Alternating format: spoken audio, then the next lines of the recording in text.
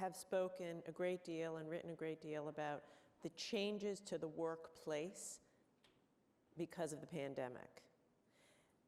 So I would love to hear from you as a CEO of a large global company. What are the changes to the workplace, in your view, due to the pandemic, and how do you think those changes affect the need for digital skills among your workforce going into the future?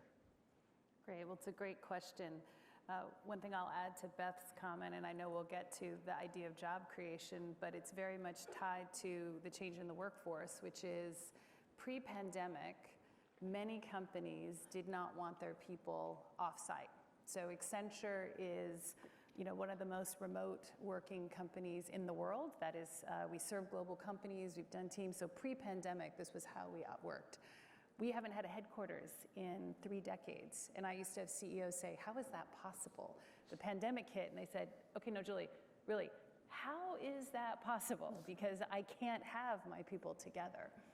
But that fundamental change of the acceptance of being able to have remote workers immediately opens opportunities for rural communities to become sources of talent and access jobs that didn't exist before. And so I would underscore that we'll never be able to capture that opportunity unless we do have broadband there and be able to do that. And so as you think about, what's happened today, pre-pandemic, talent was the #1 priority for all CEOs across companies. There was already, as Governor Hutchinson said, a gap in computer science, right? Post-pandemic, the skills needed, the more advanced skills have increased the gap about 3 times because of the massive acceleration of companies into the cloud and using technology. And to give you just some sense of that, we had a $12 billion cloud business. 12 months later, it was an $18 billion cloud business, right? Because of what companies are doing. And so that has massively increased the advanced skills, but when you couple it with the new ways of working, there really isn't any place in a company that doesn't require digital skills, whether you are an executive assistant working in the mailroom, on a plant floor, in field service. And just to make this real, if you take Accenture for a moment, if you want to apply to Accenture, it was true pre-pandemic, by the way, all applications are online.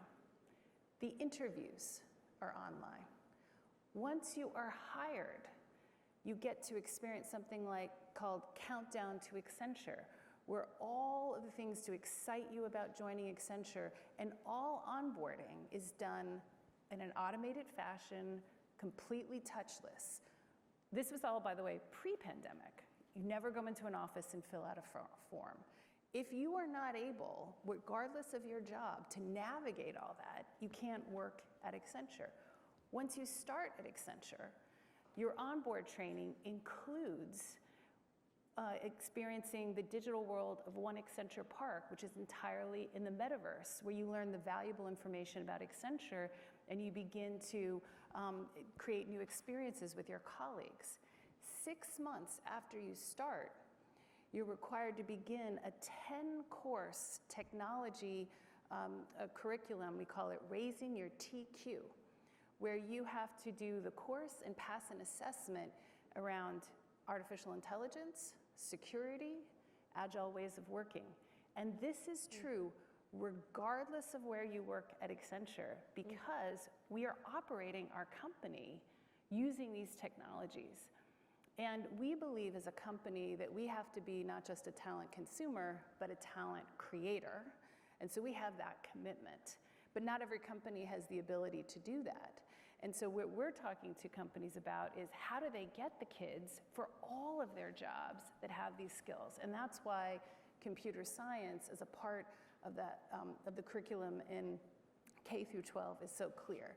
Not every kid graduating will go to college, but every kid is entering a digital economy. And so this is a new foundational skill that's critical that we don't leave anyone behind and that we continue to meet the talent needs of our companies.